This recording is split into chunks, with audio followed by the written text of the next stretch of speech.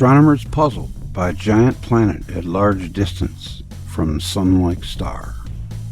A team of astronomers led by a Dutch scientist has directly imaged a giant planet orbiting at a large distance around a sun-like star. Why this planet is so massive and how it got to be where it is a mystery. The researchers will publish their findings in the Journal of Astronomy and Astrophysics. The planet in question is YSES 2b, located 360 light-years from Earth in the direction of the southern constellation of Musca, Latin for the fly. The gaseous planet is 6 times heavier than Jupiter, the largest planet in our solar system.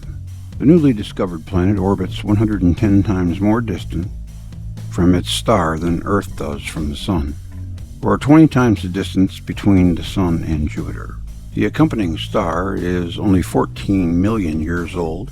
I wonder how they know that, and resembles our Sun in its childhood. The large distance from the planet to the star resembles a puzzle to astronomers because it does not seem to fit either of the two most well-known models for the formation of large gaseous planets. If the planet had grown in its current location far from the star by means of core accretion, which we know can't happen, it would be too heavy because there is not enough material to make a huge planet at this large distance from the star.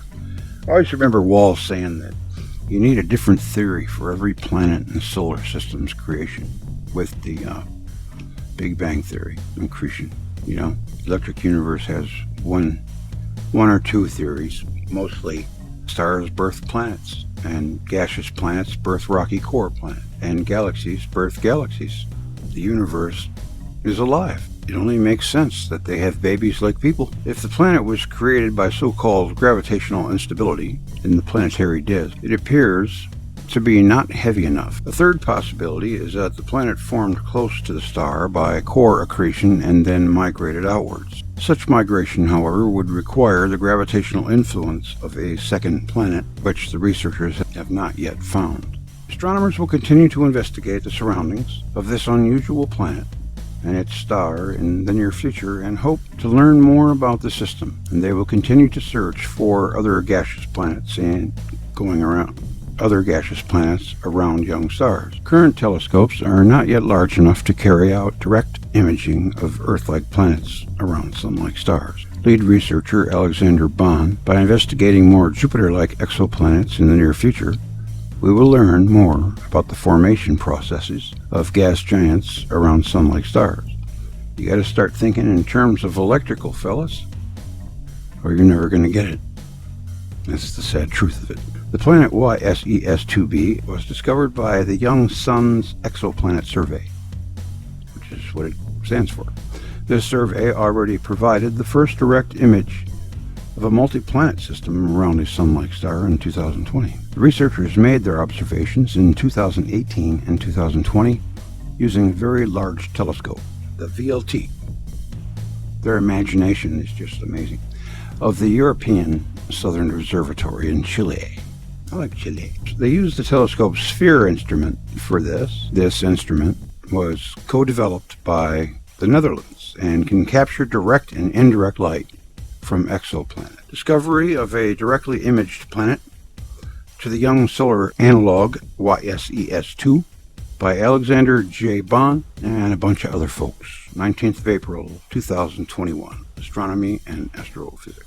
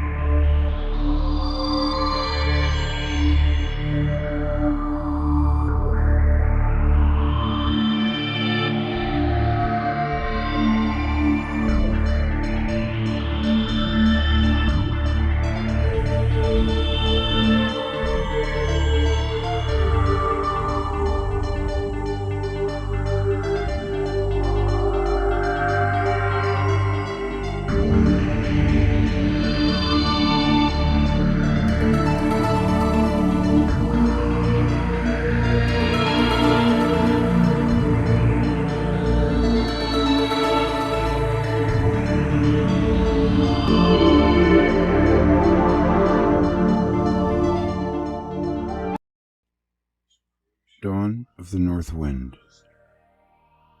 Earth's aurorae demonstrate the electrical connection between our planet and the Sun. The Sun unleashed another coronal mass ejection on October 22, 2011, causing an outburst of colorful displays in nighttime skies as far south as Arkansas in the United States.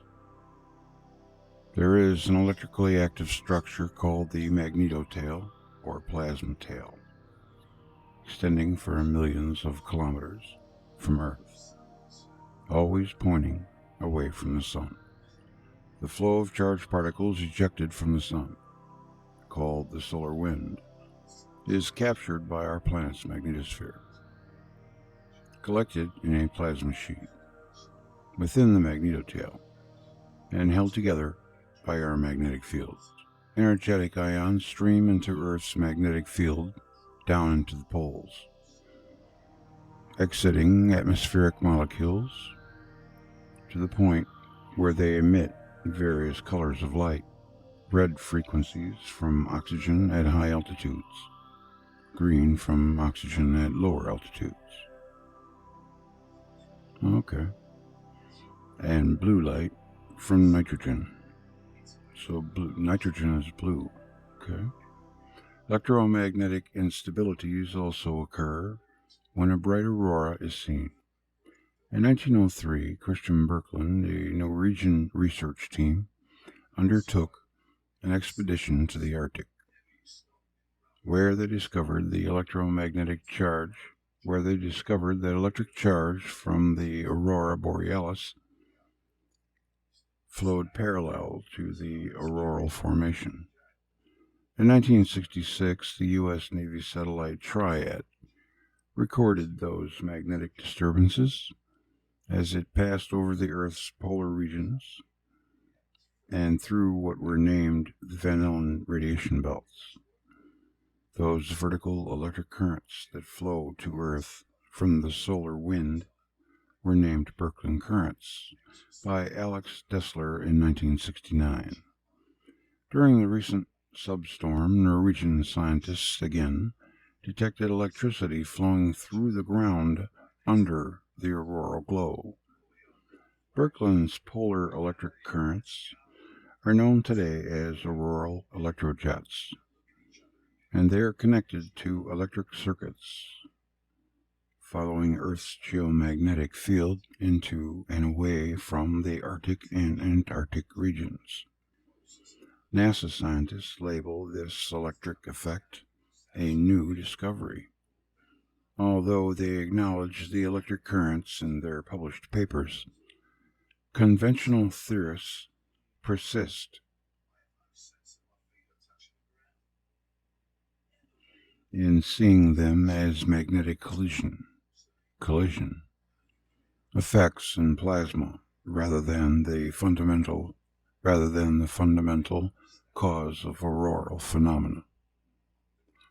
One of the most interesting aspects to the latest auroral episode is not its display, but its origin.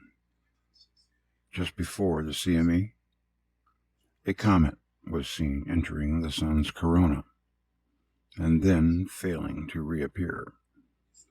In previous Picture of the Day articles, several other examples were discussed of comets crashing into the Sun just before large CMEs.